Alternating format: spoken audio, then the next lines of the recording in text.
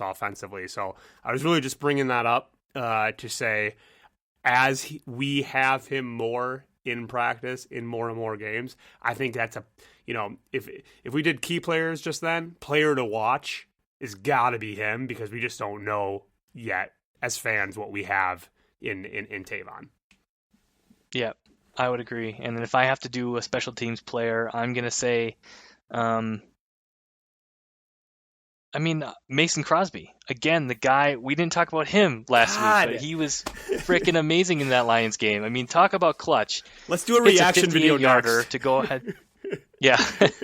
He had a 58-yarder, set up as a 53. We get a what was it? A false start on a kick, on a field goal attempt. Like, are you kidding me? And then he's like, all right, 58 yards, no problem, and freaking nails it. And then has to make a tackle on the kickoff. I mean, are you kidding me? Oh, I love Maybe the MVP of that game. I don't know, but man, love that guy. Love what he's been meant to the organization, and what he does. Obviously points wise, all-time leading point scorer for the Packers in franchise history, and probably will continue that streak for hopefully many years to come. But now, after we've discussed that, now let's talk a little bit about the predictions. For sure. Okay. Well, obviously, the Packers are favorited in this game by 10.5, which is a tall order, right? I feel like anything over 6.5 is a lot. I'm gonna kind of stick to the averages so far, because I just feel like the Packers are so consistent in scoring, between that 32 to 40 mark. And also the Packers are so consistent in giving up like 24 points. So I'm going to say the Packers are going to win this game pretty handedly, but on the scoreboard, it's going to look a little bit closer. I have the Packers winning at 36-24. Okay. 36-24, I like it. I'm going to be a little bit more conservative, I think. And I know the Packers have been putting up basically 30 points every single game. I think they're going to get close this week, and it's going to be a Packers victory, 27 to the Panthers 19. So can I just, this is a safe zone, so we can make predictions the way we both want to. But to push back on your prediction, and I'm really pushing back on our defense in particular. What makes you think? What gives you as a Packer fan, and the you as in the audience, what makes us think that this defense can hold anyone to under 20 points?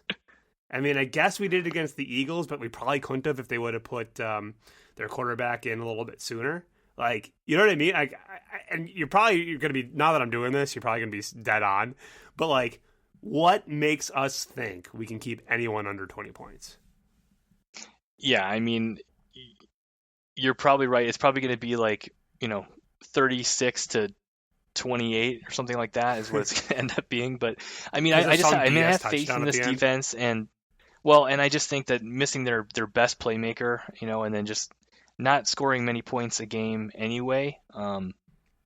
I think we have an opportunity to, and then I think we're just going to have the time of possession in this game too. I think we have the better running backs, we've got the better receivers, better quarterback. So I just think it's going to kind of come down to time of possession. I think, the Panthers are going to try to play catch up, but just won't, this won't be able to put it in the end zone, in the red zone situations. This is what I think. So, and can I say something controversial? The Sure. last 10 years, I feel like it's been very in vogue to defer and throw your defense out there first so you can try and double dip, score at the end of the half and then get the ball back in the second half. I feel like this team typically does better when we're tied or have the lead. And it seems like a dumb comment to say, but I feel like our offense runs a completely different way when we're up by 7 or tied, so we get the ball 0-0, then if we defer that opening kickoff, allow them to score a touchdown, which we did allow them to do here in Detroit this last week. But I just feel like we've been more efficient when we don't have this catch-up mentality. Does that make sense? Yeah.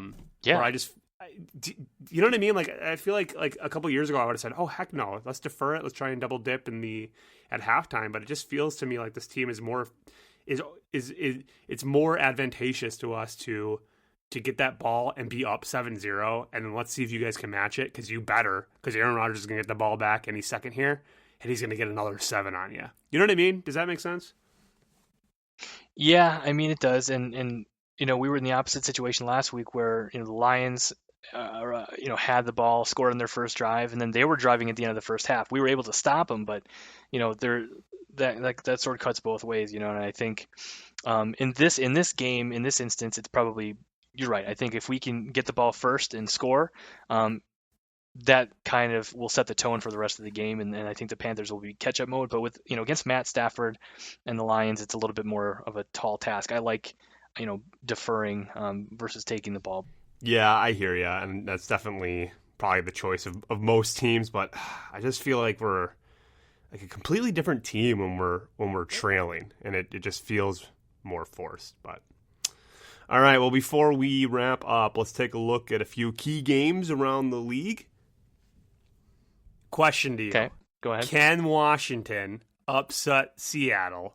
Can the Jets upset the Rams? And the reason why I'm asking you this is because we have not talked about the most important fact here in the of the episode of the season. The Packers are in control of their destiny for the first overall seed, and as long as we win out, we got it, baby. We're the first overall seed. I'd love to see the two teams behind us, which are the Rams and Seattle, get one more loss by the end of the game, or by the end of the season. So would I. Obviously, I would love to see that. Do I think either of those are going to happen?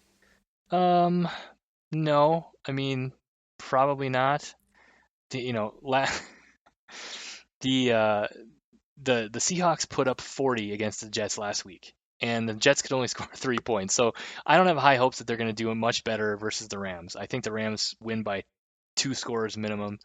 And then regarding, I guess, the Seahawks and Washington, that one, I guess maybe I could see happening.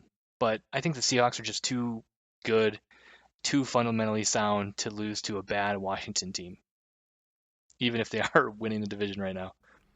Yeah, especially in crunch time. I think Washington got a little lucky that the Steelers had like a weird COVID change the schedule type thing, and I think that's had a large part to do with that upset. But I'm definitely going to be rooting for the Jets to get their first win of the season against the Rams, and I'm definitely hoping Washington can pull off another upset. Yeah, well, don't hold your breath. All right, well, everybody, with that, thank you for listening. Don't forget to subscribe to us on Spotify, iTunes, Google, or wherever you find your podcasts. Follow us on Facebook, and Chuck, as always, go Pack Go. Go Pack Go.